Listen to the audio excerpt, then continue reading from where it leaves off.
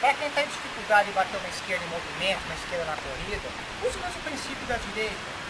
Você tem que estar equilibrado, você tem que parar para bater na bola. Só que você não consegue parar, mas você consegue dar um slow motion.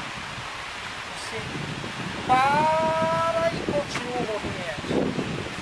Tá? Repare, olha, eu estou correndo para a bola. A hora que eu vou chegar, eu dou uma diminuída no movimento para depois bater nela. É muito importante isso. Nessa redução de velocidade que você vai dar, o que vai acontecer? Você vai conseguir equilibrar o seu corpo. Você vai conseguir manter a distância da bola. Lembra, você vai bater uma bola na sua esquerda em movimento, na corrida, aproxime com o pé esquerdo. O que é aproximar com o pé esquerdo? Preparei o movimento, estou correndo para a bola.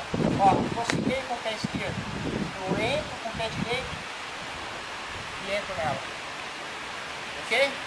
Observe. Prepara o movimento, vou correndo, aproximei com o pé esquerdo.